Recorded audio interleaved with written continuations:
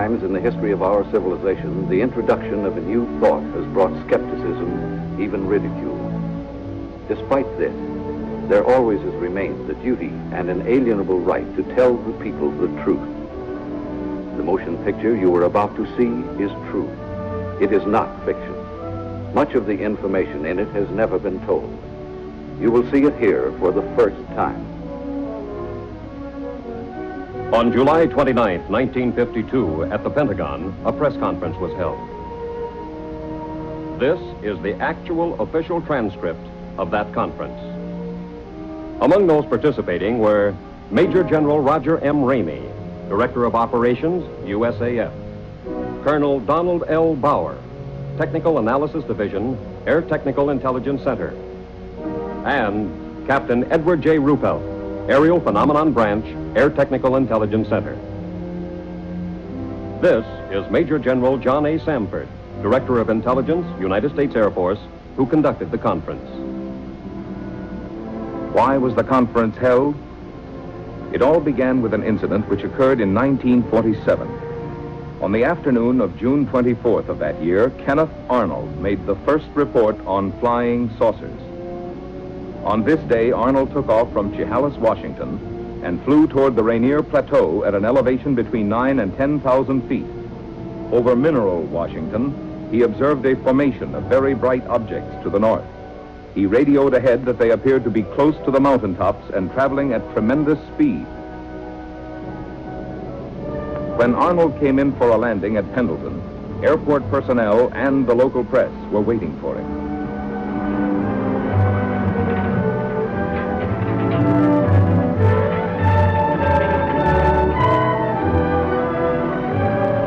Arnold counted 9 objects in echelon formation. He observed that they had no tails and described them as saucer-shaped objects. The story was picked up by the wire services. He saw what? In the next 24 hours, virtually every newspaper in the country ran the story.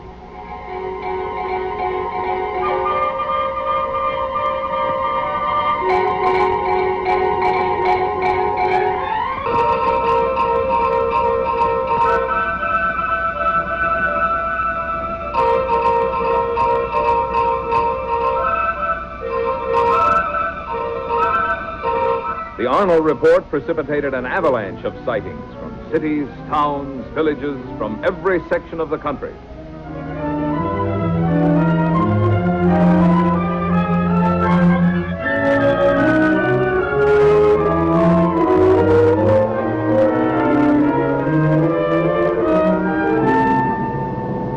The commercial aspects of the saucer situation were not overlooked. Alert businessmen and manufacturers came up with all sorts of oddities. The practical joker moved in. Homemade saucers of all kinds and descriptions began to turn up promiscuously. Within a few months of the original saucer report, practically everyone in America was conscious of flying saucers. This man in the saucer, can you describe him? Well, sir, he was small and skinny. His head was pointed, came to a very sharp point. He had long green hair. His eyes were a sort of purplish red. He had large ears which were formed like an antenna. His teeth were perfect, but spread far apart.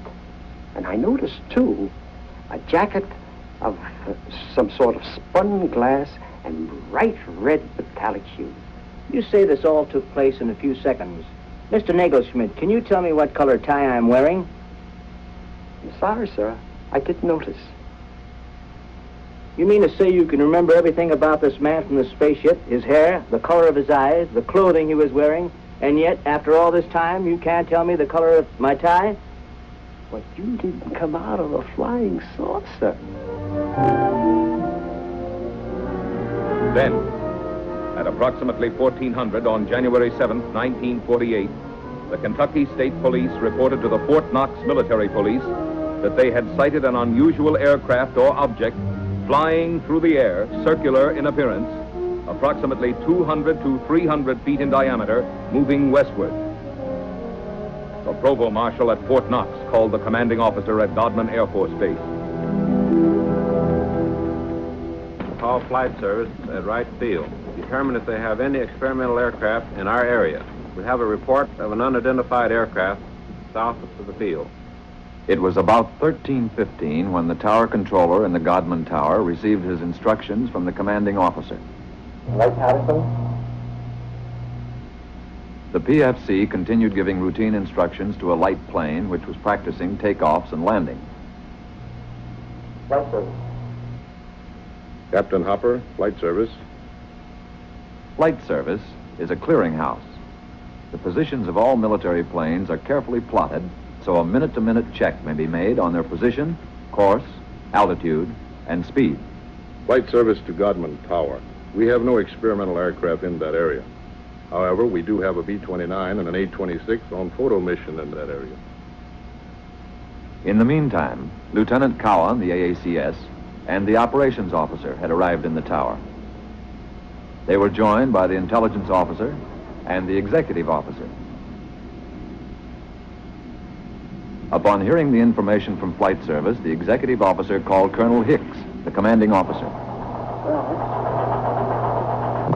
Can you come over to the field, please? At about 13:50, the tower controller saw an object south of Godman Field and directed it to the attention of the tower. Lieutenant Cowan was the first of the group, after the tower controller, to locate it. He immediately directed it to the attention of the operations officer. After observing it for a moment, he picked up a telephone and put in a second call to the commanding officer. While he was putting the call through, Colonel Hicks arrived in the tower. It was now about 14:20. About 14:30, a flight of 4 F-51s being ferried from Marietta, Georgia to Stanford Field, Kentucky, was sighted south of the base.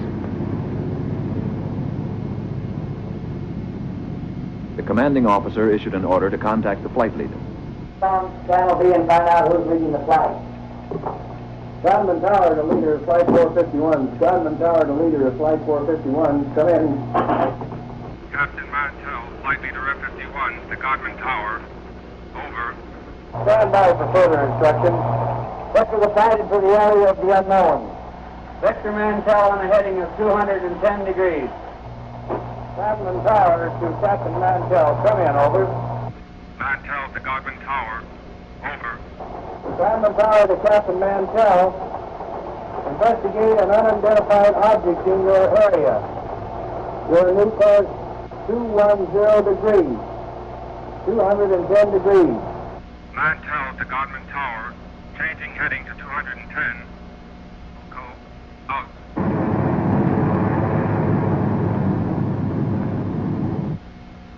One of the ships in Mantell's formation, NG-336, piloted by Lieutenant Hendricks, requested permission to land at Stanford Field to refuel and get oxygen. Permission was granted. Captain Mantell and the other two planes started to climb toward the object. The second pilot made a similar request. Both wingmen refueled and, after getting oxygen equipment, took off again.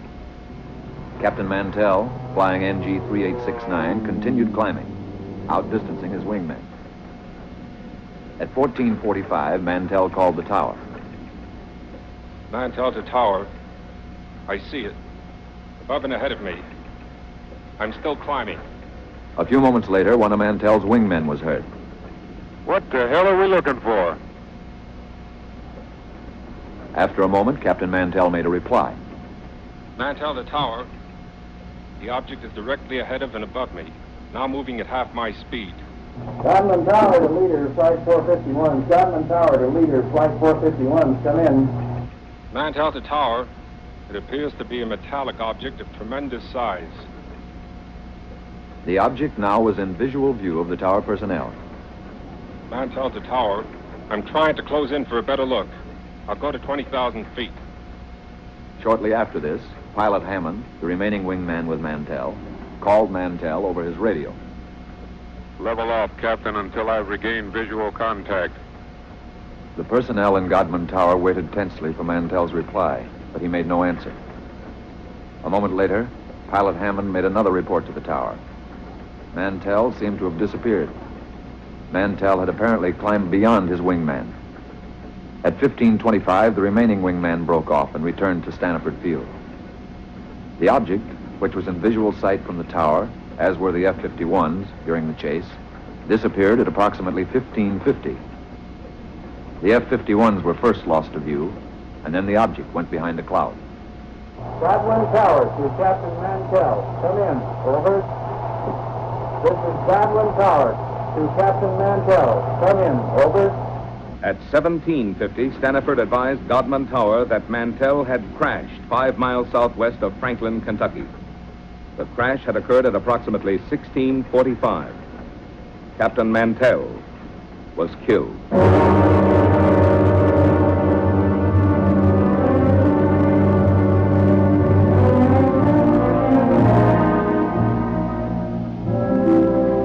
Statements were taken from all who were present in the tower during the Mantell sighting.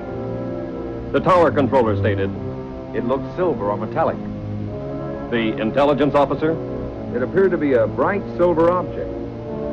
the executive officer, It was circular in shape. the AACS, A small white object in the sky. the operations officer, It appeared round and white. the commanding officer. It could be seen plainly with the naked eye. The statements were typed up for the necessary signatures as the interrogation concluded. There was one point on which there was some disagreement. Not everyone who had been present in the tower had heard Mantell when he reported over the radio that he was moving in for a better look.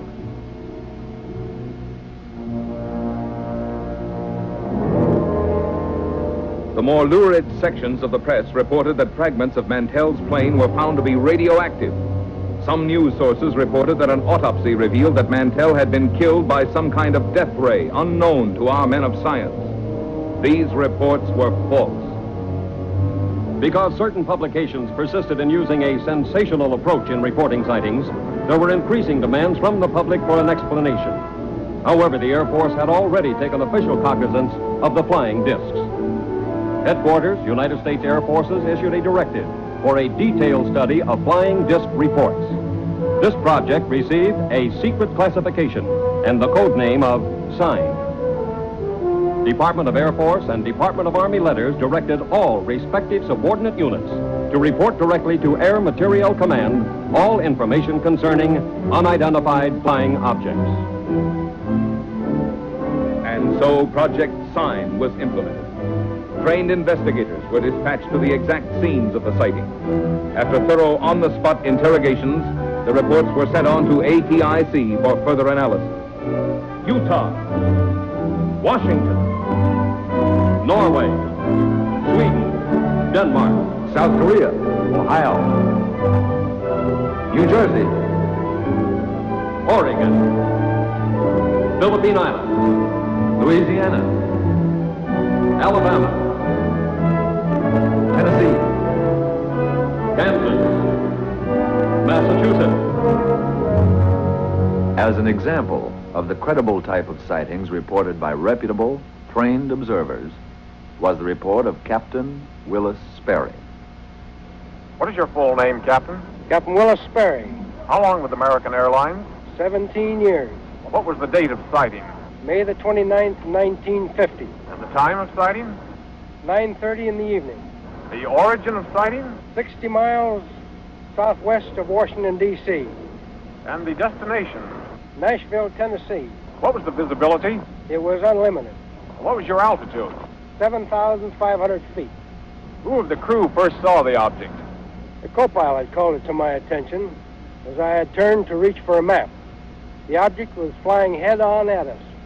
It was 50 times the magnitude of the brightest star. I immediately made an abrupt turn to avoid collision. As I looked to my left, the object appeared to come to a stop. Can you describe the shape of the object?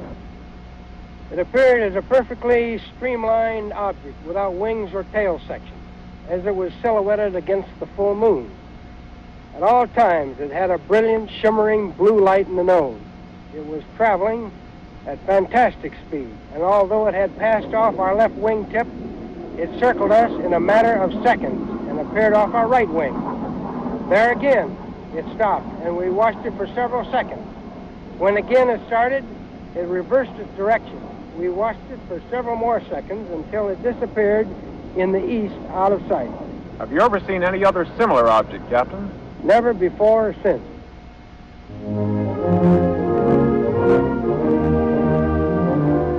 On January 9, 1950, the press reported that Project Sign was closed. From now on, the Air Force stated its only similar activity would be the routine conventional watch for unidentified flying objects. The Daily News building in Dayton, Ohio. My name is Al Chop.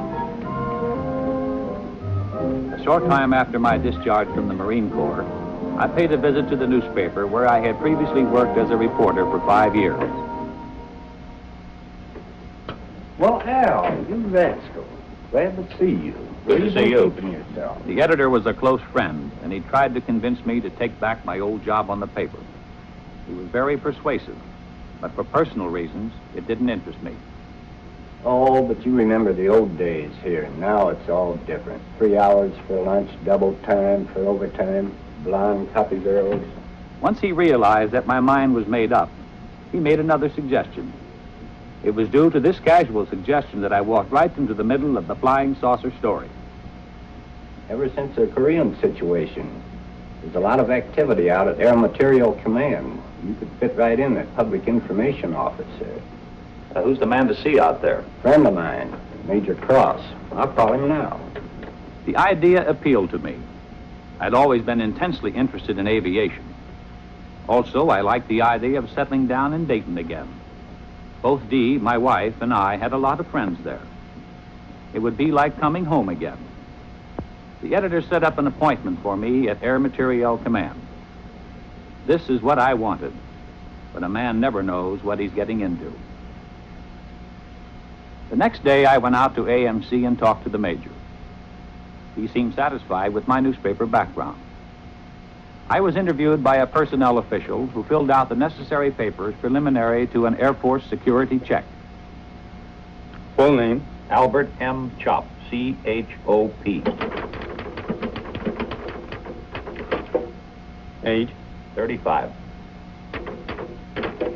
Married? Wife's name? Dolores. Children? Girl, age 11, boy 5.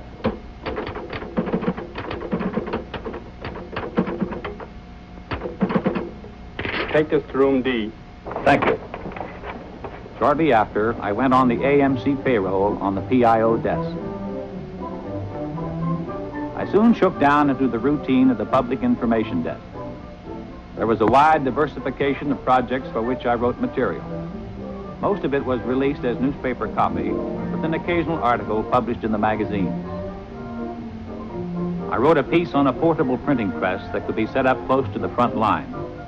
These presses printed daily bulletins, which proved of great value in sustaining morale of frontline troops. I did a few pieces on helicopters, which were coming into wide use in Korea. Newsweek magazine printed this, and it also appeared in many of the country's leading newspapers. Then, one morning about 10 o'clock, I got a call from a newspaper editor in Boston.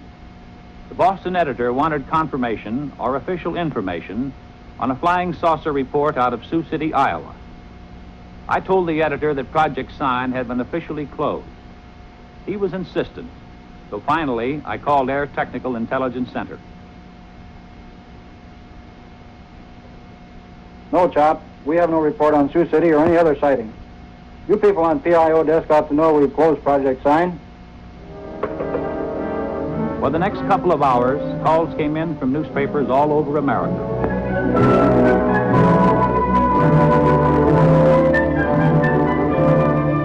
Gradually, I was able to piece the story together. On the previous evening, a commercial airline DC-3 in Sioux City, Iowa, had requested clearance from the tower to take off. The tower held them up, informing the pilot that there was a light in the west that they thought might be a light plane. The tower stated that they were trying to contact it, but were unsuccessful. The tower was in contact with another light plane that was coming in for a landing. The DC-3, engines idling, stood by at the end of the runway until the light plane landed and taxied off the strip. The tower then gave the DC-3 pilot permission to take off.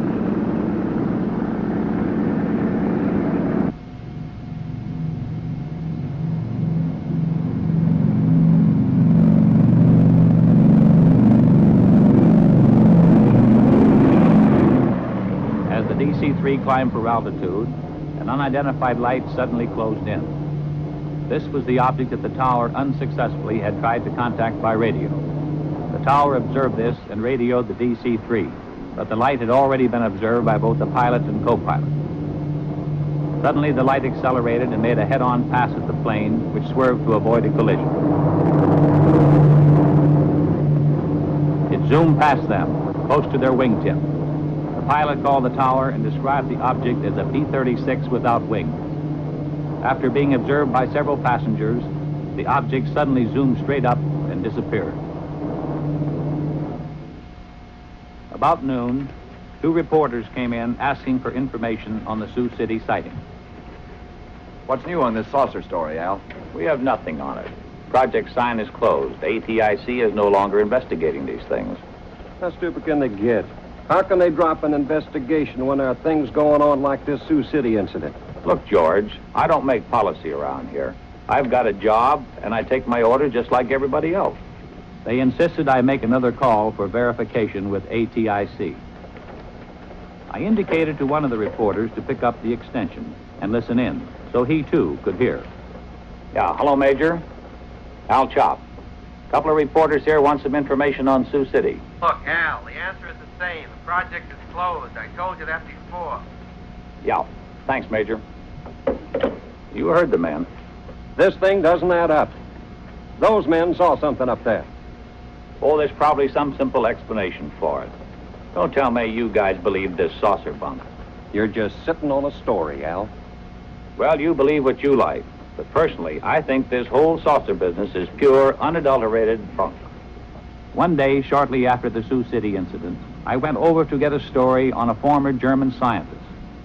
Area B was a maximum security section. The story appeared in the New York Times. I had obtained the background on the scientist from the files. He was formerly one of the top men at Peenemünde, Germany, one of the key figures participating in the successful development of the V-2 rocket. This scientist had succeeded in developing a 98.8% pure aluminum oxide. These crucibles were vital to our nation's defense. They were used to melt super-hard metals needed to build turbine blades for our jet aircraft. Tell me, young man, what new reports are you getting on unidentified flying objects? Flying saucers? Oh, they keep coming in every once in a while, but we don't take them too seriously. Oh, no? Of course not. It must be amusing to a man in your line of work to hear about all these screwball reports.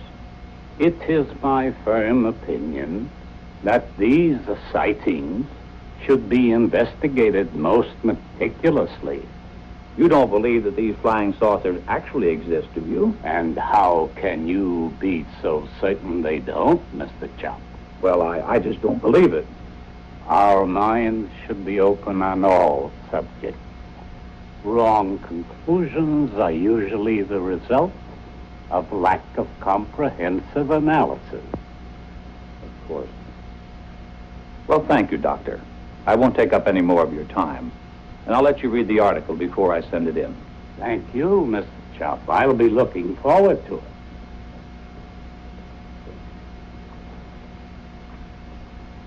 Later that same day, I paid a visit to the Public Information Officer for Air Materiel Command. It was his job to know everything that was going on. I brought up my interview with the scientist. He's a top man, isn't he, Colonel? Good as they come. We got on the subject of saucers. He seemed to lend credence to their existence. At least he doesn't deny it.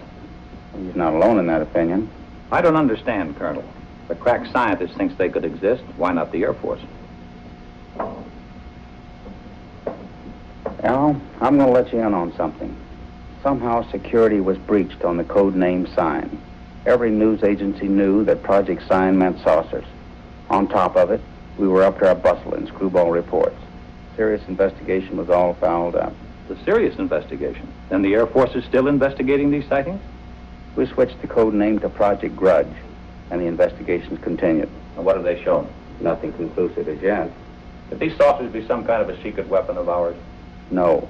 If they were, Air Materiel Command would be the first to know. How about a device from a foreign country? We know they're not. What is your opinion, Colonel? I don't have any opinion, Al. A short time later, I was promoted to chief of the press section. From then on, there wasn't a moment when I didn't have at least one reporter hounding me for information on saucer sightings. Got a question, Al. Boys down at the office would like an honest answer. Project sign is closed, right? That's right. Has the Air Force set up a new saucer investigation? No. Thanks, Al. That's all I want to know. Come in here right away, Al. Bring pencil and paper. Line 3. Colonel Goddard's on the phone. He's got a hot UFO report. I want you to listen in on it. Okay, Colonel, shoot. Colonel Goddard, chief of the Air Force Photo Reconnaissance Laboratories, reported that 3 of his men flying a B-29 were tracking a weather balloon over Georgia. Suddenly, an unidentified flying object appeared and flew alongside the balloon. After a few moments, the object dived and made a pass at the balloon, then proceeded to disappear. When the balloon was recovered, it had a 6-foot rent in it. Colonel Goddard's men believed this unidentified flying object made the tear in the balloon. Goddard vouched for his men making the report, stating that they were highly experienced and reliable Air Force personnel. Thank you, Colonel. Think it could be a lightning bolt? Goddard wouldn't call about a lightning ball. Didn't any of his men have a camera?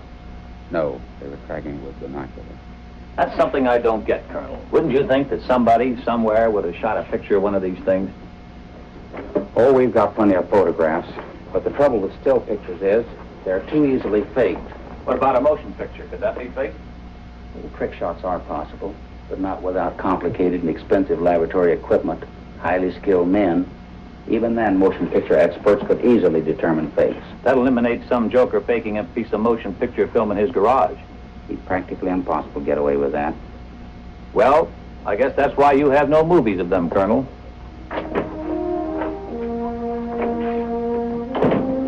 As chief of the press desk, my work hours, my meals, my sleep became increasingly disturbed and chaotic.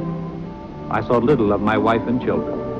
Chip, my son, was at this time making periodic visits to a doctor in Dayton. How's Chip? I feel more hopeful with the new specialist. You look tired. Since you've gotten this new job, the children don't know their own father anymore. Yeah, sometimes I wish I were back on the newspaper. I was talking with Mrs. Collins today. She tells me your husband's cousin works with a man who swears he saw a flying saucer. I thought I told you that term was taboo in this house. Do you really think they might be from Mars or someplace? Look, honey, don't you get like the rest of those screwballs that I have in my hair all day. Every time some kid flies a kite, 50 different people see spaceships. Come on, let's get to bed. A few days later, the colonel and I were talking over routine press releases on a new type transport plane, when suddenly the colonel veered off at a tangent. By the way, there's a magazine fellow coming out here from New York to do a story. I want you to set up appointments with the people he'll want to see. Right. What magazine is he representing? Life. What are they after? He's going to write a piece about unidentified flying objects. Are you serious? Life was given clearance by the Air Force Commanding General. How come? When the General Staff makes a plan, they have the whole picture in view. We here at Dayton see only a smaller section. Pentagon has its reasons. Very good ones, most likely. When the Life story breaks, we're going to have to fight our way in here through a milling mob of inquisitive reporters. No, Al, you won't. You won't be here. Colonel Searles in the Pentagon has requested you by name. He wants you to join his staff in Washington. Colonel, it's been swell working with you.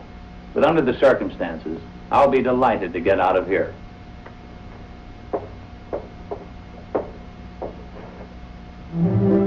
Upon my arrival in Washington, I was assigned to Air Force Press Desk, room 2E765 in the Pentagon. My last official act at AMC had been to arrange the conferences and briefings for Life magazine.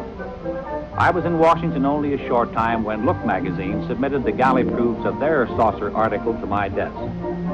I put the Look article through to security review. Now I felt free to settle down in my new job. I checked in with the press section of the United States Senate, House of Representatives, and Department of State. I paid the required visits to the information departments of the Army, Navy, and Marine Corps. I covered the Civil Aeronautics Administration and other agencies with whom I would be working in close contact. By now, I figured I was through with flying saucers for good. But the Pentagon had other ideas. Because of my previous experience, I was assigned to unidentified flying objects. I was back in the flying saucer business. In the activity of setting up housekeeping and getting adjusted to the new job, I completely forgot about the Life magazine article. Also, I was able to spend more time with Chip. My son had been deaf in one ear since infancy, and it was difficult for him to play with other children. I had settled down to a regulated home life, but it was only a lull before the storm.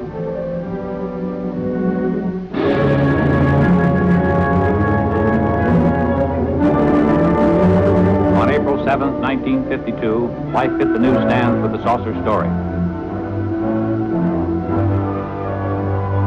The question, if anyone ever had any doubt about it, was forcefully answered.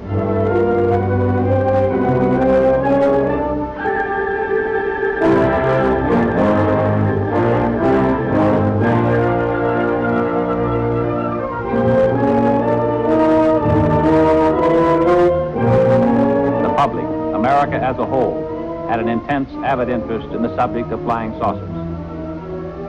The first few days following the Life story were chaotic.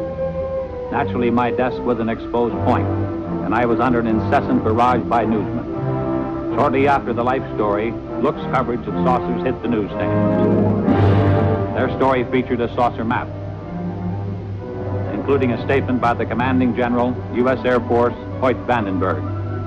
Vandenberg stated, "The Air Force is interested in anything that takes place in the air. This includes the aerial phenomenon commonly known as flying saucers. Many of these incidents have been satisfactorily explained. Others have not." Project Grudge was expanded and augmented. The classified name Grudge was dropped. The new code name for the UFO investigative project was Blue Book.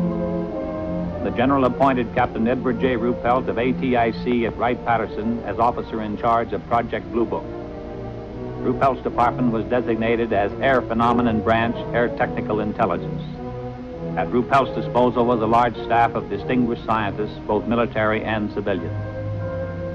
One day, Major Dewey Fournay of Current Intelligence Branch sent for me. Will you come in here a minute, Al? Major Fournay was intelligence technical analyst and UFO monitor. Thanks, Captain. Al, I just got a call from Captain Ruppelt. A Navy photographer named Newhouse has made a sighting near Tremont in Utah. He got some UFOs on film. Motion pictures? Motion pictures. This film should prove interesting on a comparative basis. Comparative with what? With the Montana film. ATIC's had it for some time over at Dayton. You mean ATIC has had motion pictures? Why wasn't I told about it? You're being told about it now. Can I see these films?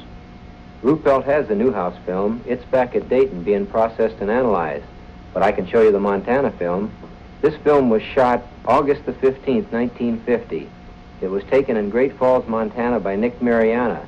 Immediately after we were notified of the sighting, we sent an intelligence man to get a first-hand report. My name is Nick Mariana. For the past 6 years, I've been the general manager of a minor league baseball club called the Electric. We play out of Great Falls, Montana, and are a farm club of the Brooklyn Dodgers. On August 15th, 1950, at Legion Ballpark in Great Falls, Montana, after a couple of hours in the clubhouse office, I went up into the grandstand to call the groundskeeper.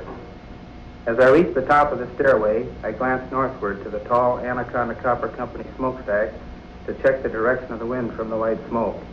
Force of habit, I suppose, because our outfielders use it as an indicator on defensive play. As I looked up, I saw two silvery objects moving swiftly out of the northwest. They appeared to be moving directly south. The objects were very bright and about 10,000 feet in the air. They appeared to be of a bright, shiny metal, like polished silver. Both were the same size and were traveling at the same rate of speed, which was much slower than the jets which shot by shortly after I filmed the discs. Suddenly, they stopped. It was then I remembered the camera in the glove compartment of my car. I raced downstairs, yelling for my secretary, Miss Virginia Ronnick. The distance from the top of the stairway to my car is about 60 feet, and I must have made that in about 6 jumps. I asked my secretary if she saw anything, and she said yes, 2 silvery spheres. I unlocked the glove compartment of my car, took out the camera, turned the telephoto lens on the turret into position, set the camera at f/22, picked up the objects in the viewfinder, and pressed the trigger. The discs appeared to be spinning like the top and were about 50 feet across and about 50 yards apart. I could not see any exhaust, wings, or any kind of fuselage. There was no cabin, no odor, no sound, except I thought I heard a whooshing sound when I first saw them. As the film clicked through the camera, I could see the objects moving southeast behind the General Mills grain building and the black water tank directly south of the ballpark. I filmed the objects until they disappeared into the blue sky behind the water tank. There's only a few feet of film. It'll be over practically before your eyes are focused on it. Now remember, there's only a few feet of film, so watch closely. I still had my doubts, but I must admit I felt an excitement about seeing actual motion pictures of unidentified flying objects for the first time. Ready? Ready.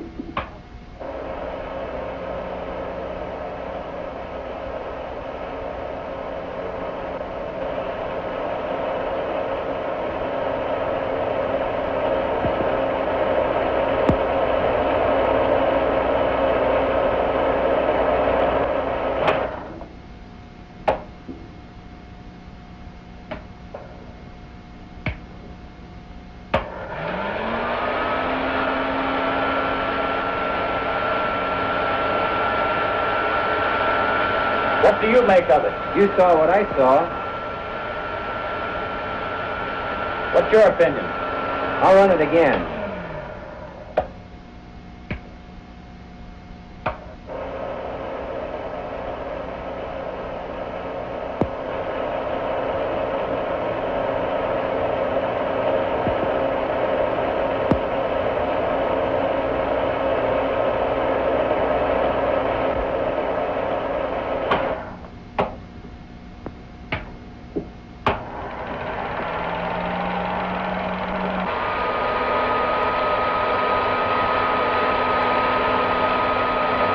Do you have a transcript on Mariana?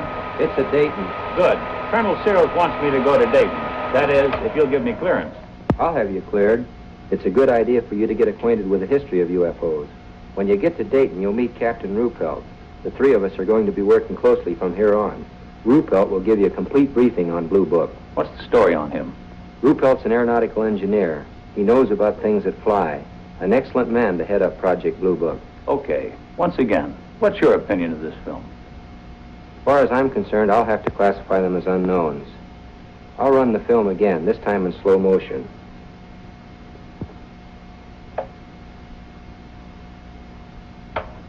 This time I strained my eyes to study the film. The Air Force analysts, by measuring the angular velocity of the objects and by computing their speed, had determined that they were not balloons.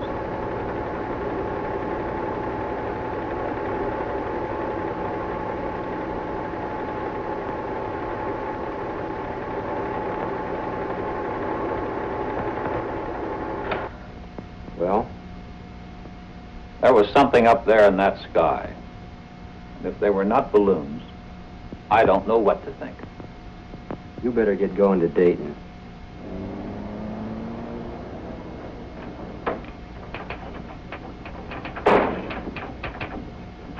Yes, sir. May I help you? I'll chop to see Captain Ruppelt. Captain's right over there, sir. Thanks. Captain Ruppelt, I'm Al Chop. Have a seat, sir. Major Fernand lured me you're arriving. You got the green light here. Where would you like to start? As a springboard, I suggested that he brief me on the general outline of how the organization handled reports on UFOs. Ruppelt began to fill me in on the baffling saucer problem, including a breakdown on the reported sightings supplemented by graphs. There were literally hundreds of cases where Air Defense Command pilots had attempted to intercept UFOs. There were sightings where UFOs had been tracked by ground radar, airborne radar, ground observation, and combinations of all these elements. I accompanied intelligence officers on investigations. I witnessed the difficulty in breaking down and gaining the confidence of those who were reluctant to talk about their experiences for fear of personal ridicule and embarrassment. Others were cooperative. I observed the technique of thorough interrogation used by Blue Book's analysis and investigative staff. In almost every case, I heard the same words used to describe the sighting. These words were lights and metallic objects. There were reports by reliable, competent observers, including high-ranking Air Force and Navy flyers, civil engineers, and scientists. I learned that the staggering total of over 3,500 reports had been received. Quite a few of these sightings are unsolved. Approximately 85% of the sightings are designated as solved. According to this document, 14.3% of all sightings are officially designated as unknown. The newsmen keep hitting me with the unsolved cases. Anyway, solved is a big word. How do you solve them? There's nothing hit or miss about it. I'll show you. On December 1st, 1952, between 4:30 and 5 o'clock in the morning, several major airports in this area reported a single round object. It was flashing, first white, then white-orange, then amber. It was observed northwest of this central point at an angle of 15 degrees above the horizon. Remember that 15 degrees. It's important. Reports arrived here from Peterborough Airport, Westchester Airport, Newark Airport, LaGuardia Airfield, Idlewild, and Mitchell Field. This flashing sphere of light was also observed by an Eastern Airline pilot who radioed in his report. Various observers at all these airports watched the object through high-power binoculars. When the report arrived here, we checked the weather in that area with Air Force Weather Bureau. That night, at that time, there was no temperature inversion. We got in touch with Navy Balloon Project Center at the University of Minnesota. That gave us an exact schedule of balloons released from that center. We got similar information from every other point where weather balloons are released to Air Force Balloon Plotting Center at Lowry Field, Denver. We contacted Air Force Weather for wind conditions and velocity at the altitude of known balloons. A precise computation of balloons in the air and known wind conditions definitely removed balloons from the picture. We checked with Flight Service to determine if any aircraft were in the vicinity on the bearing at that time. There were no aircraft. And still this thing was up there all the time, being observed by various personnel from airfields all over that area? Correct, and they were seeing it. We checked with our contract astronomer at a leading university in the locality and gave the astronomer the angle of elevation and bearing of the object. Remember, the object was observed at an angle of 15 degrees above the horizon, and I told you that was important. It proved to be the conclusive factor. Our astronomer reported that at the time of the observation, the planet Jupiter was 15 degrees above the horizon and on the angle of elevation and bearing of the object. There's no doubt about it. What all these people saw was Jupiter. What made the light flash? Atmospheric conditions. The same conditions that make the stars appear to twinkle. And people really go into these things. We try. In over 80% of the cases, we come up with the correct answers. We don't get the correct answers in all the cases. What about the motion picture made by this Navy man, Newhouse? We're working on that. How does it look? Impressive. Can I see it? It's being analyzed. When the film is available, will I be able to take a look at it? As soon as analysis is completed, you'll see it. Satisfied? Yeah. How long will that take? About a week. We're doing an exhaustive check on the Newhouse stuff. Really putting it through the ringer. When we're through, we'll forward a print to the Director of Intelligence with a complete report of our analysis. Fill me in on Newhouse. Would you consider him a qualified observer? He rates as a top flight observer, an extremely competent one. Immediately upon getting word of his sighting, we dispatched an investigator from Travis Air Force Base to interrogate Newhouse. The exact date of his sighting was July 2nd at 11 a.m., Mountain Standard Time. I was driving on U.S. Highway 30 South with my wife and our son Delbert and our daughter Ann. We were on our way from Washington, D.C. to Portland, Oregon on vacation before reporting to my new duty station at the Aviation Supply Depot, Naval Supply Center, Oakland, California. About 7 miles after we passed through Trail Mountain, Utah, my wife noticed a group of objects in the sky which she could not identify. I pulled over to the side of the road, stopped, got out, looked up and saw the objects. There were about 12 of them in a rough formation, proceeding in a westerly direction. They were like nothing I'd ever seen before, although I've logged some 2,000 hours in the air. They were identical in appearance. How would you describe these objects? Like two saucers, one inverted over the other. I had no means of judging the altitude. It appeared to me to be about the size of B-29s at 10,000 feet. Did you photograph them immediately? I watched the objects for a few moments before getting my camera out of the suitcase. Then I lost more time getting film out of the second suitcase and loading the camera. When I first saw the objects, they were almost overhead. By the time I had the camera ready to go, they had moved to a considerably greater distance. What kind of a camera did you use?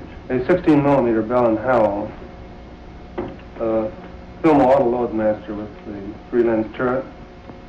I selected a 3-inch lens and set it on f8 and focused at infinity. Did you think of using slow motion? No, the camera was set on 16 frames per second, and in the excitement of the moment, I didn't think to shoot at a greater rate, although that would have improved the coverage. I centered the viewfinder on the objects and made the first shot. Then I decided that if the sky were darker, the objects would show better. So I stopped the lens down to f16 and continued photographing. This proved to be a mistake, as the quality of the film would have been better had I left it at f8. Did these objects remain together in a group at all times? No. Toward the end, one object reversed its course and proceeded away from the rest of the group. I held the camera still and allowed this single object to pass through the field of view, picking it up again later in its course. Did this single object return to the rest of the group? No. I allowed it to pass through the field of view of the camera 2 or 3 times, and then it disappeared. In what direction? Over the eastern horizon. What did you do then? I turned, swinging the camera just in time to see the rest of the group disappear over the western horizon.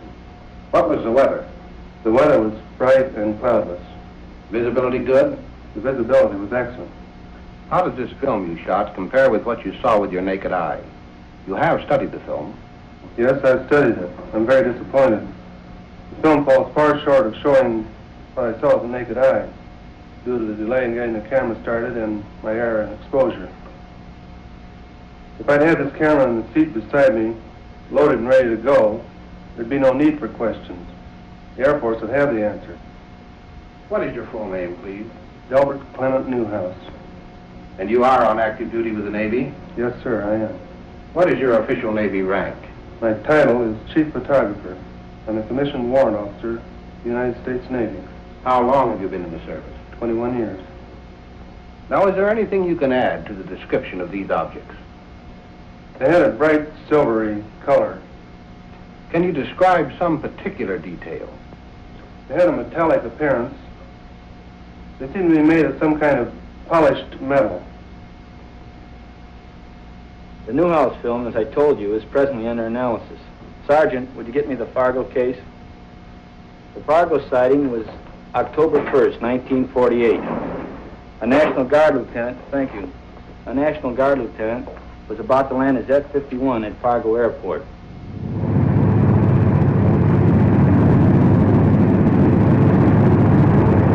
Captain Ruppelt gave me the details from the record. The pilot, after a routine patrol flight, was cleared by the tower to land when he asked, "Anything in the way?" "There's a Piper Cub below you. Nothing else in the air." I see the Piper Cub. I see another light about 1,000 yards ahead of me. It looks like the tail light of a plane. "I can see you, but I can't see the light you're observing." The pilot told the tower he could see it and was going to close in and try to make identification.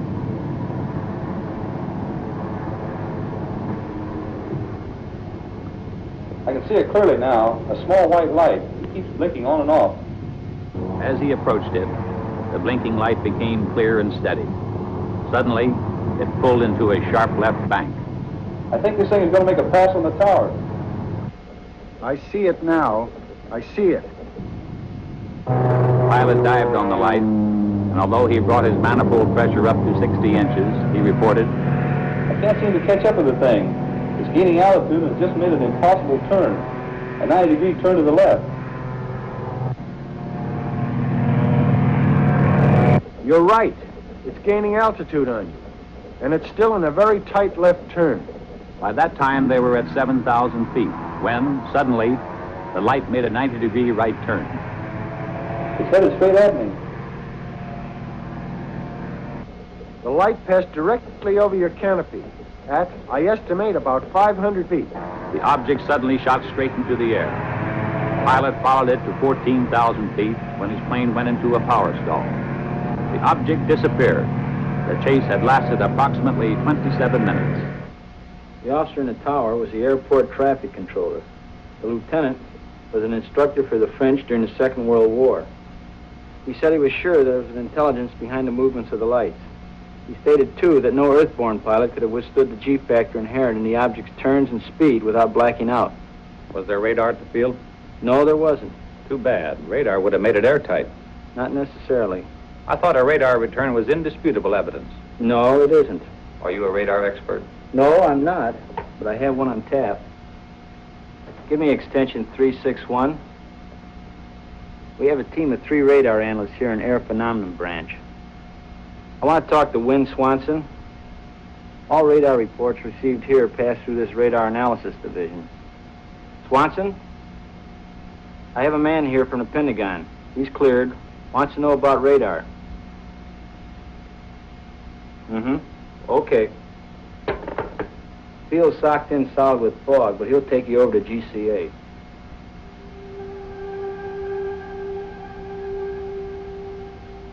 This is ground control approach. With zero visibility, GCA picks up the aircraft coming in by means of the pips on their scope, can talk them into a landing. Now this scope here gives the aircraft in the area. This scope here tells you whether you're the right or the left of the landing strip, and that one there tells you whether you're too high or too low. Now the next scope is the same as this one, except that it gives you more accuracy. Patterson, GCA. This is Air Force 2162. Past Fairfield, fan marker inbound. Request landing instructions. There you can see him on the screen. And you can track him all the way in. He's flying blind. Steer right to heading 20 degrees and begin descent to 1,500 feet. This is Air Force 162, steering 20 degrees, descending to 1,500. Over. Air Force 162, the weather at Patterson Field is 100 feet ragged ceiling. Visibility 1/2 mile. Light rain. Wind southwest 6. Altimeter 998. If you can see it on radar, there can be no question about misinterpretation. In this case, no. These are good solid blips. This is Air Force 162. Roger on the weather and runway. Over. Air Force 162, steer left to heading 35, turning downwind leg. Range 8 miles south. Over. This is Air Force 162, steering 35. Over. Sometimes a temperature inversion will cause trouble. Ionized clouds or equipment malfunction will cause false blips. Can you tell a false blip from one made by aircraft? Yes, any experienced operator can tell in a minute or so.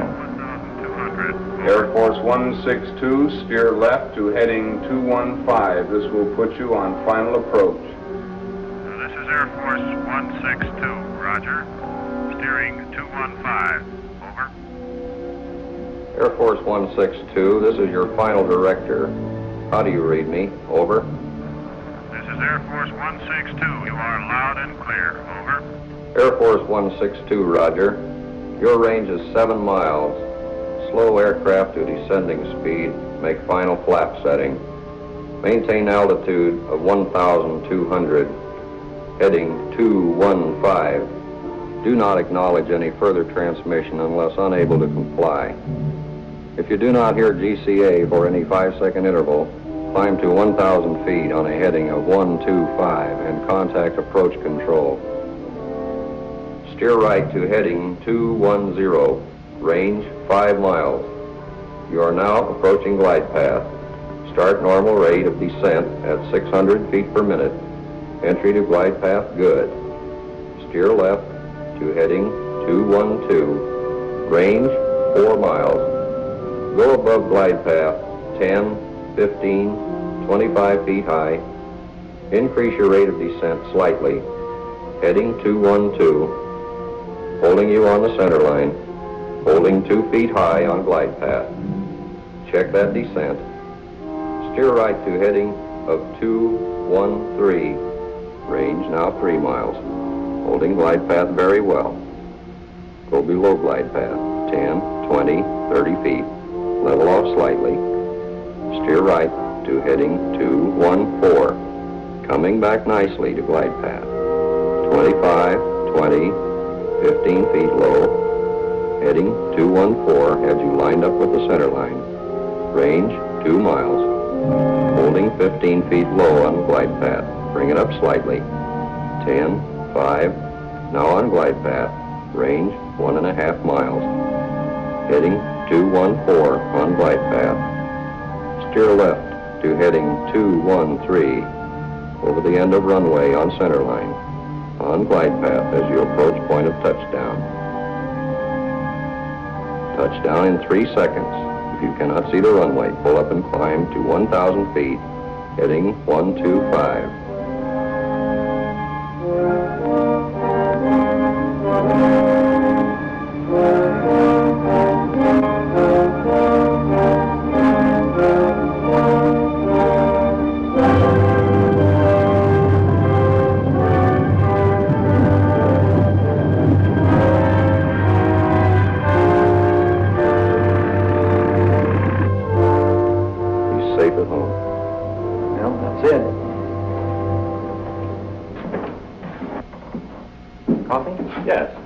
What exactly is your job here, Swanson? I'm one of a group of 3 radar specialists employed by the Air Force. Reports of radar contacts of unidentified objects are sent in to us from all over the world for analysis. How long have you been in Air Force intelligence? 2 years. Ever come across any cases you couldn't solve? We have unsolved cases, yes. Cases where good solid blips appeared and no known objects in the area. Then, too, we have cases of fantastic speed. Exactly what do you mean by fantastic speed? I mean speeds greater than any achieved by man. How much greater? Thousands of miles per hour. Thousands of miles? What's your idea of what they are? All I can say is unknown. You must remember that I've been restricted to only radar contacts. I have no experience with visual contact. What do you think about the chances of these objects having intelligence behind their control? All I can say is I have an open mind. What do you think about the theory of interplanetary source? I have an open mind, period. I spent a full week in Dayton. I had hoped to see the Newhouse film before returning to Washington, but it was still under analysis by the Wright Field Photo Lab. When the analysis was completed, the film was taken by an Air Force courier and hand-carried to Washington to be viewed by the Director General of Air Force Intelligence. It is. All set, Major? Yes, sir. Air Technical Intelligence has reported that this film could not be produced under simulated conditions. Let's go. There'll be several feet of blank film before the pictures come on.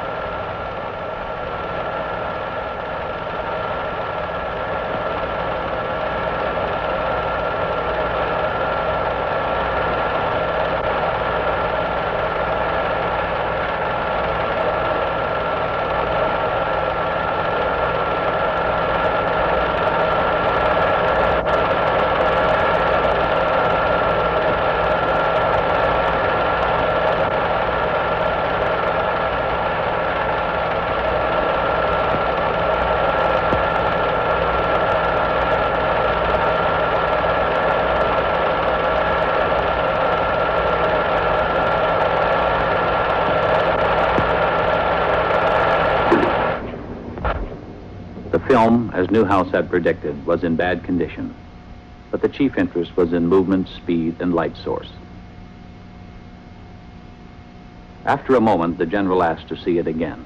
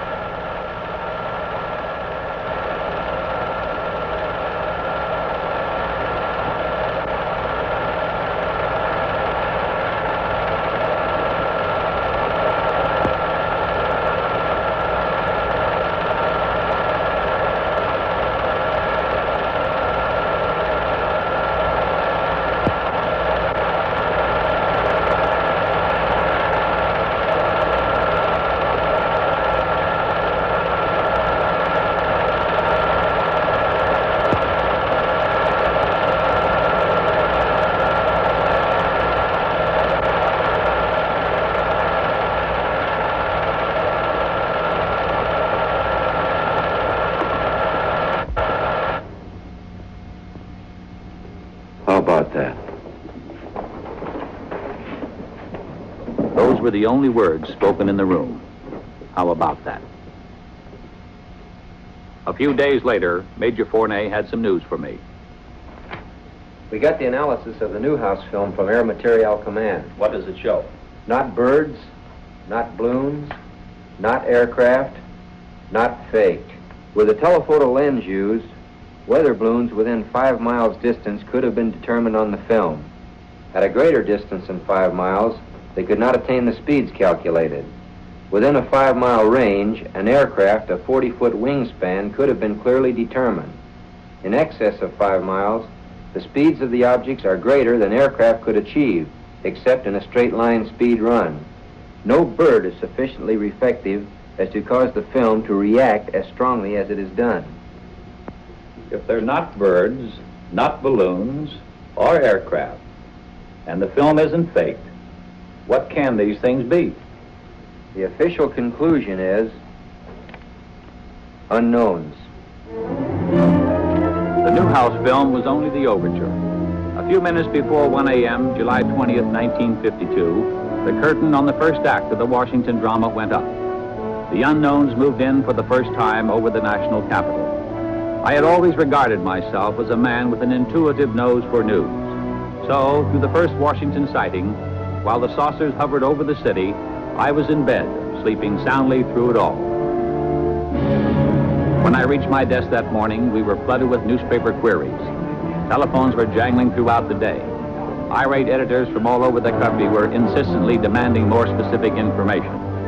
Newsmen from the wire services, reporters from local and out-of-town newspapers were hemming me in, belaboring me with questions for which I had no answers. For the first couple of hours, we at the press desk had a terrible time getting the story straight ourselves. But bit by bit, I managed to piece it together. There had been both visual and radar contacts. Andrews Field, the Air Force installation, had radar returns similar to those on the CAA radar. Jets had been scrambled in an attempt to make an intercept of the UFOs, but they had not been successful. The week after the Washington saucer sighting was a mad, chaotic one. The story was headlined from coast to coast. As the PIO man assigned to answer saucer questions, I had been under an incessant barrage of inquiries day and night by newsmen. I could get no sleep, no rest at all. Among other things, the Washington Daily News published an interview with Harry G. Barnes, Senior Air Traffic Controller, Civil Aeronautics Administration. Barnes stated, "There is no other conclusion I can reach but that for 6 hours on the morning of the 20th of July, there were at least 10 unidentifiable objects moving above Washington. They were not ordinary aircraft. I could tell that by their movement on the scope. I can safely deduce that they performed gyrations which no known aircraft could perform. By this I mean that our scope showed that they could make right-angle turns and complete reversals of flight. Nor, in my opinion, could any natural phenomena account for these spots on our radar." Then, exactly a week later, it really broke loose. It was the night of July 26, 1952. At 10:30 p.m., I received a phone call from Ray Nathan at CAA. Hello. Yeah? Yeah. Ray Nathan, get down here right away. What's up? The radar at Washington National is picking up unknown. Again? The press is hounding me for a statement. I don't know what to tell them. Steve, bring my coat and the car keys. Stall them off. I'll be right over. A couple of guys from Life Magazine are here with a camera. Stall them, too. What's the matter? Radar is picking up unknowns over the Capitol. Don't wait up. At 11:10 p.m., Major Fournet received a call from Lieutenant Colonel Thomas, Air Force Intelligence Duty Officer at the Pentagon, informing him of what was going on at Washington National. As I raced to the airport, I kept glancing up through the windshield, expecting to see the thing, but everything seemed normal.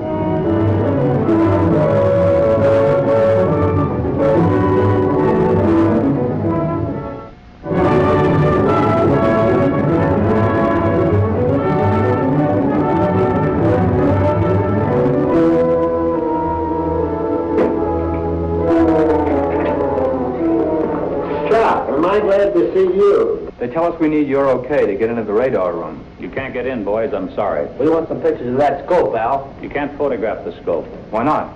It's under security measures, classified wavelength, classified code names. Here we are in the biggest story in history, and you're keeping us out. Sorry, but that's the way it's got to be. Then we're going over your head, Al. Colonel Dick Searles. You can reach him at Metropolitan 89898.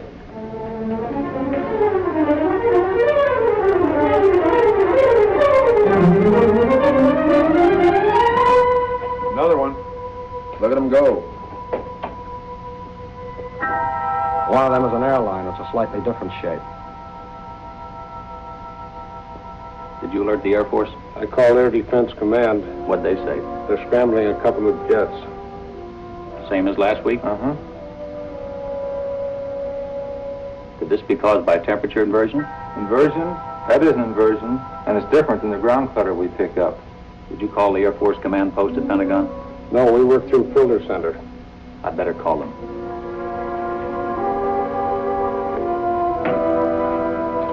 Get me the Pentagon Air Force Command Post. This is Al Chop. I'm at Washington National. Have you heard about the unknowns here tonight? We've been alerted. There's a blue flight on the way there right now. Okay.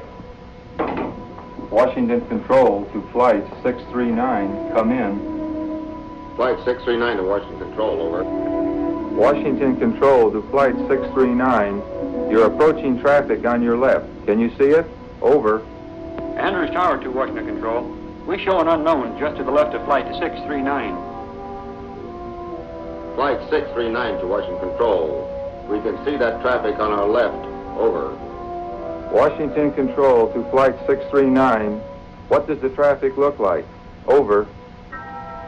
Flight 639 to Washington Control. It's a light, a blue-green light, over. Washington Control to Flight 639, can you make out what type of craft it is? Over. Flight 639 to Washington Control, no. We can just see a light, a blue-green light, over. Washington Control to Flight 639, roger, out. This is Bluebird 1 to Washington Control. Come in. The jets are coming on now. Washington Control to Bluebird 1, change course to 225 degrees. Bluebird 2, hold your course. Over. Bluebird 1 to Washington Control. Wilco, out. Bluebird 2 to Washington Control. Wilco, out. They're gone.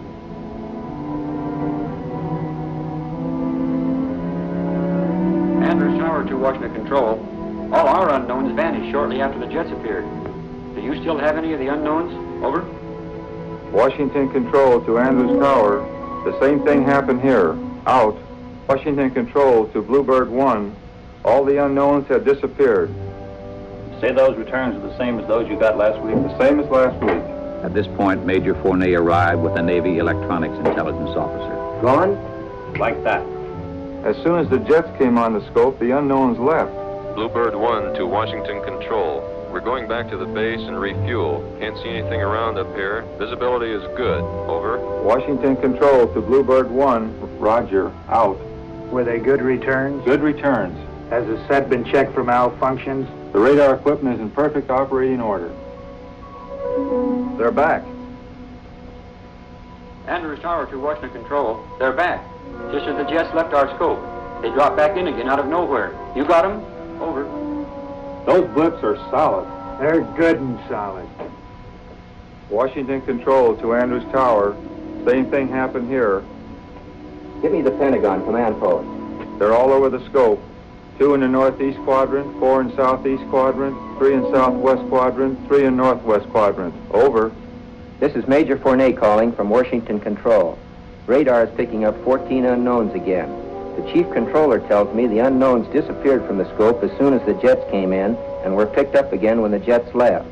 The Navy electronics intelligence officer confirms that the unknown blips are good and solid.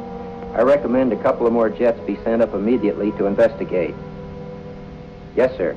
Andrews Tower to Washington Control. That's the way we had them. One just moved from the northwest quadrant into the southeast quadrant. It stopped over the White House. They're scrambling a couple of more jets. Washington Control to Andrews Tower. Roger on the change. Now it's moving back. Do you get it? Over. It's back in the northwest quadrant. Over. Washington Control to Andrews Tower. Roger. We've got a scramble out. What are those? Slight temperature inversion. You can see the difference in the returns. One strong, the other weak. These unknowns are solid objects. Red Dog 1 to Washington Control. We're approaching the area. Over. Washington Control to Red Dog 2. Change course to 265 degrees. Washington Control to Red Dog 1. Change course to 114 degrees. Over. Red Dog 1 to Washington Control. Wilco, out. About 4:30 a.m., Major Fournier received a long-distance telephone call from Robert Gina of Life magazine. He wanted permission for his people to interview the pilots of the first scramble at Newcastle. Major Fournier decided that under the circumstances, it would be wise for him to take the call. Washington Control to Red Dog 1. Change course to 315 degrees. Over. Red Dog 1 to Washington Control. Wilco, out. Washington Control to Red Dog 1. Come in. Red Dog 1 to Washington Control. Over. Andrews Tower to Washington Control. Our scope shows Red Dog 1 is right in the middle of the unknowns. Washington Control to Red Dog 1. Can you see anything on either side or to the front of you? Over. Red Dog 1 to Washington Control. Can't see anything. Wait a minute.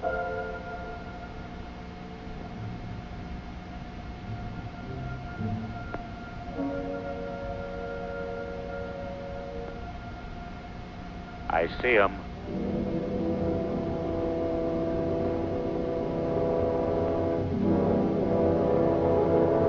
Yeah, I see him.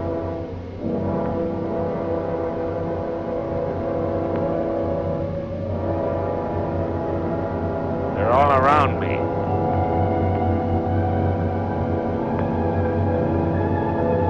They're moving in on me.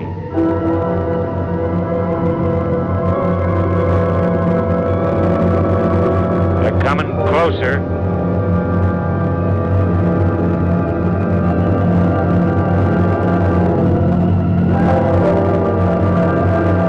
They're coming closer. Right at me.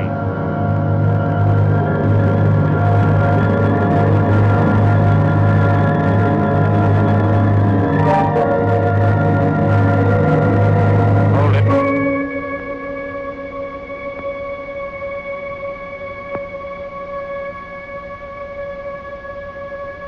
They're moving off.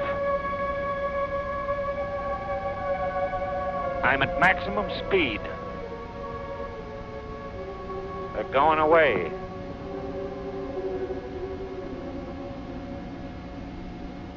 They're gone. I can't see them.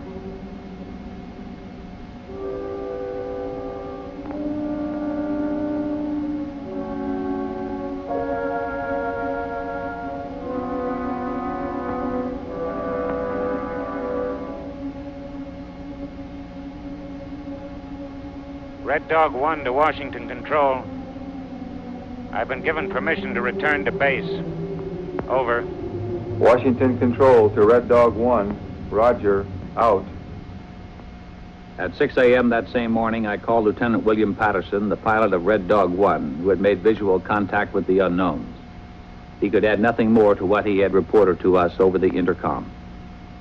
Later that same morning, the White House placed a call to the Pentagon.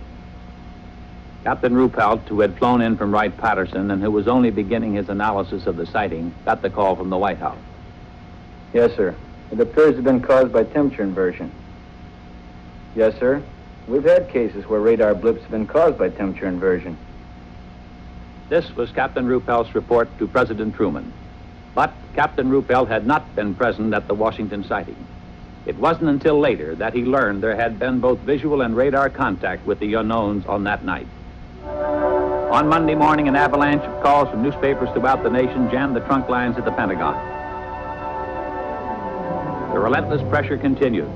We admitted radar contacts from the 3 surrounding airfields. When did the saucers first appear? 9 p.m. How long were they under observation? 6 hours. How many were there? 14. Could the pilot see any details? No.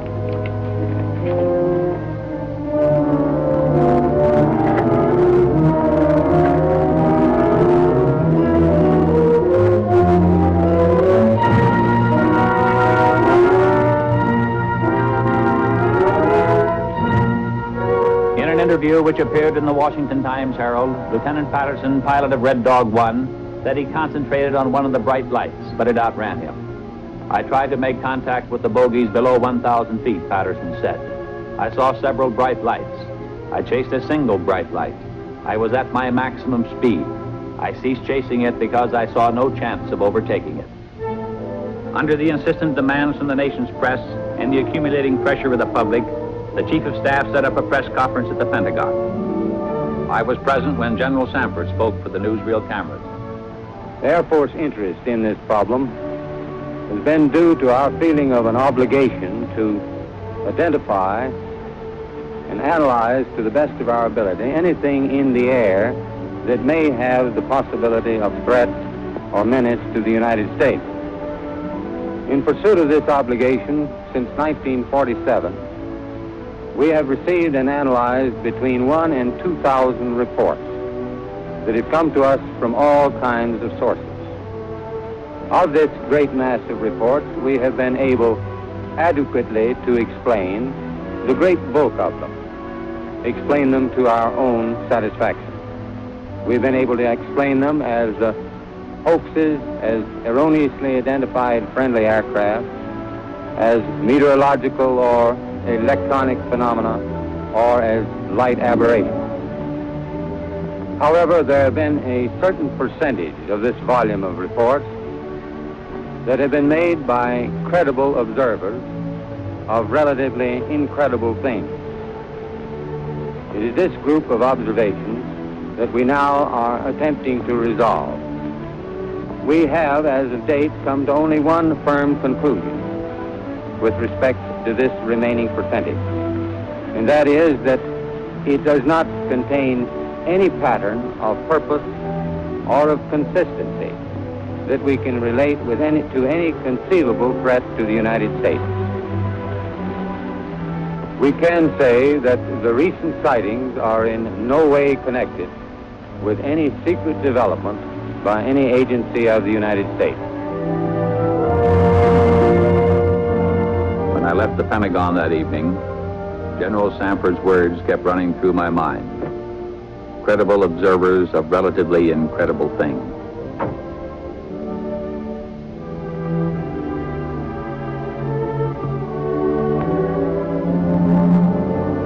The theories of the skeptics could not stand up to the actual experiences of high-ranking military personnel, radar experts, airline pilots, and other responsible witnesses referred to by General Sanford as credible observers. I started to walk through the streets of Washington, the words remaining with me, credible observers of relatively incredible things. I recalled, when I first joined the project at AMC, how I regarded with disbelief the whole subject of flying saucers. But piece by piece, the evidence had crystallized, until now, in my opinion, there was no doubt as to their existence. Now, so far as I was concerned, it was no longer a question of whether or not there were unknown objects flying in our atmosphere. For me, the only questions that remained were, what are these objects? Where do they come from? To me, the evidence indicated intelligence behind their control, and by now the belief that their source was interplanetary was no longer incredible.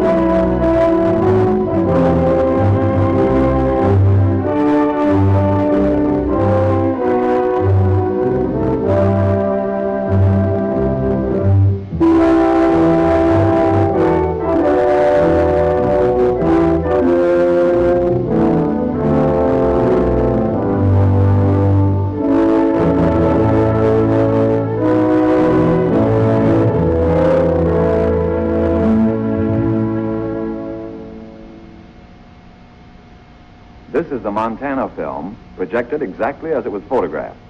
The objects are moving against a 25 to 28 mile an hour wind. This is the film in double frame or slow motion. A slight bounce in the movement of the object as well as the tower is perceptible. This is due to the handheld camera. The film, analyzed frame by frame, shows the movement of the object to be horizontal and steady.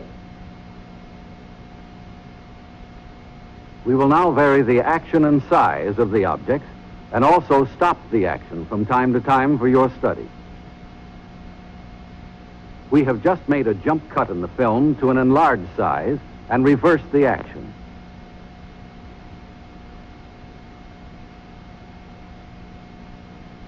You are now seeing the objects exactly as they were photographed, but from a closer perspective.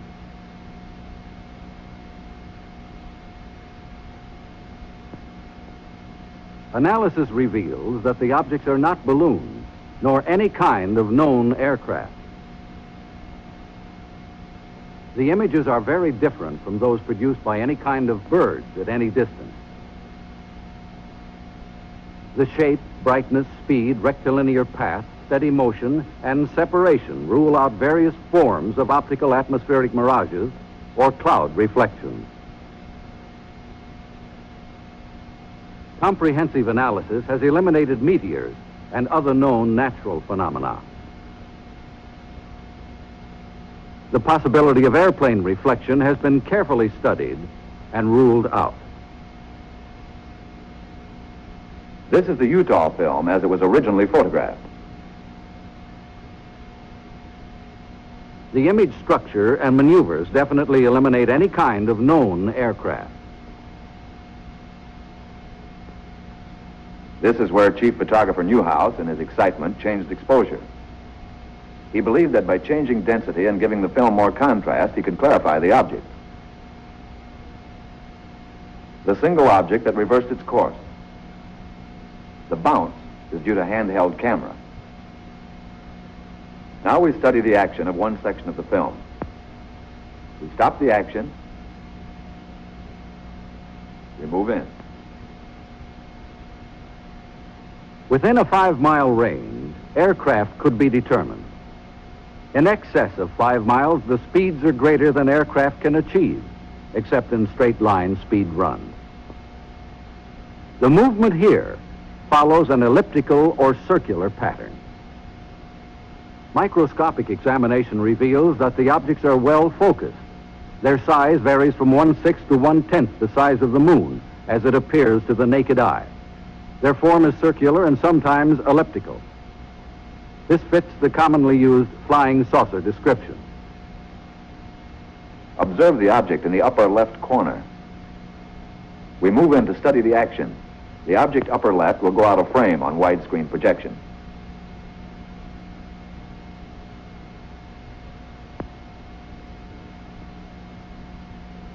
Observe the motion of the two objects upper right as we rock them back and forth.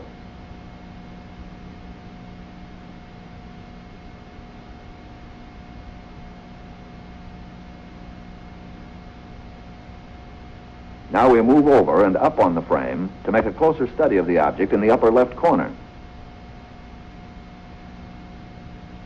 Examine this object closely. Compare it with those objects you saw in the Montana film. These films were taken approximately 2 years apart, hundreds of miles apart.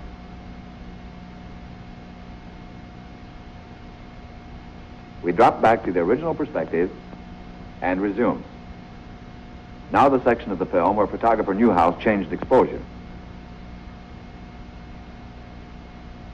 Weather conditions, together with the persistence and motion of the formations, eliminate the possibility of atmospheric mirages. Photogrammetric experiments have shown that the images cannot be associated with any kind of birds at any distance.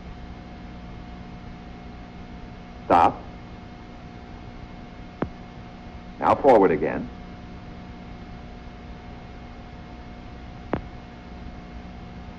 Stop.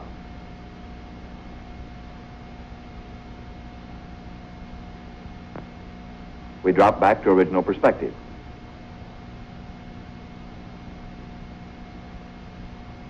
Now once again, and for the last time, the Utah film.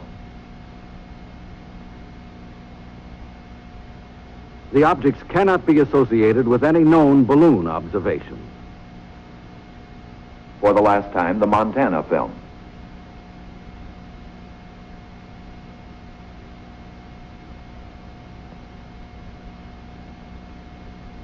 The motion picture you have just seen is authentic. It is substantiated by documentation, eyewitness accounts supported by affidavits, and official government reports. The evidence has been presented to you with integrity and objectivity to establish the fact that unidentified flying objects, commonly known as flying saucers, do exist. Some kind of flying objects have been photographed in the sky. If they cannot be identified as objects known to man, what are they? If they are not man-made, who made them? If they are not from this planet, where are they from?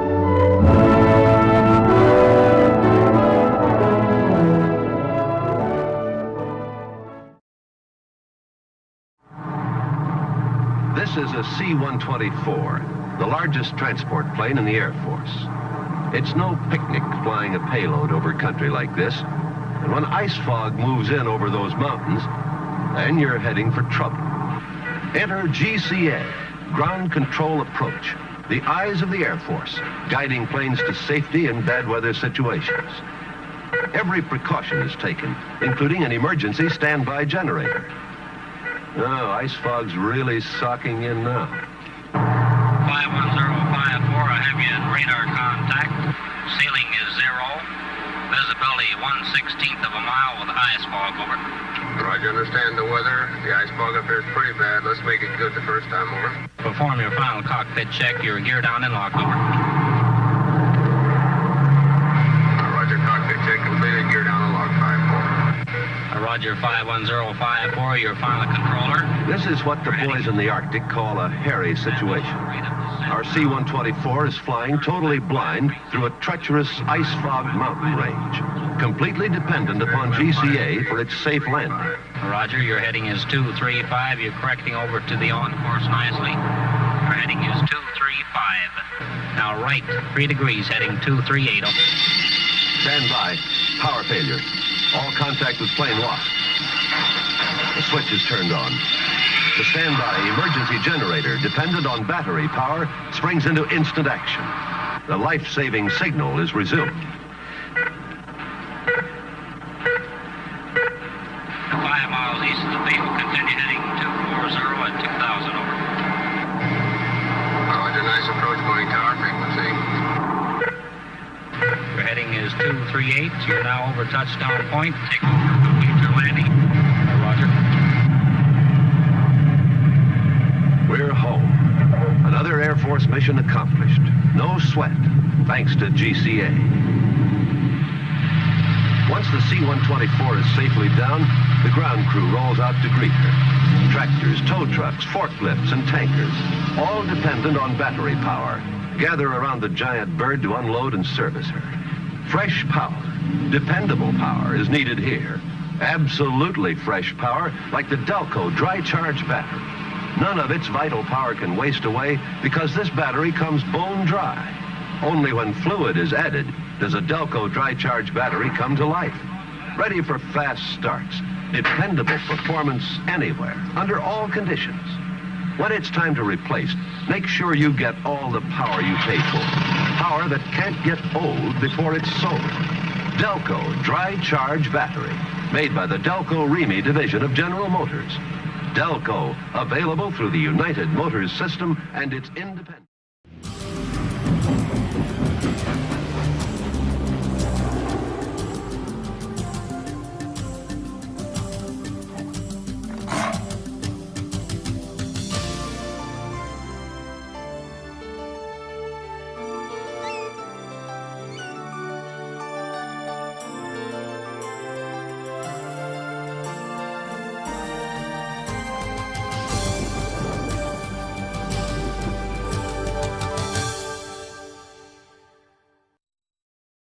Listen.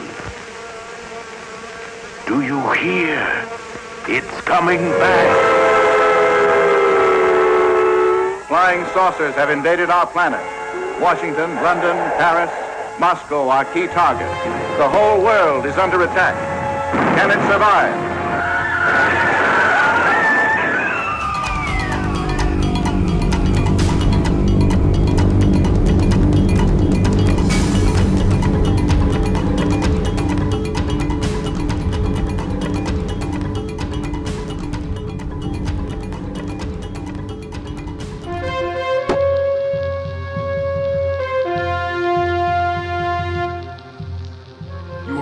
Exceptional skills as pilots and navigators, and over the next 7 months you will be trained to pilot a revolutionary new kind of aircraft, the electromagnetic flying machine.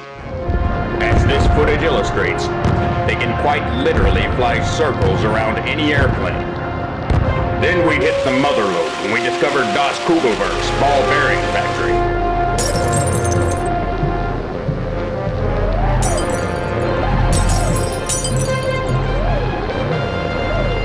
They're powered entirely by electromagnetic fields present in all space.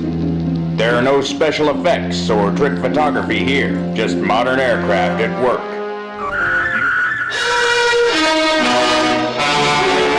Every one of you watching this screen, look out! Because soon, very soon, the most horrifying monster menace ever conceived will be oozing into this theater.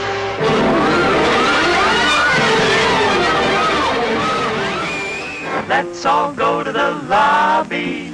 Let's all go to the lobby. Let's all go to the lobby to get ourselves a treat.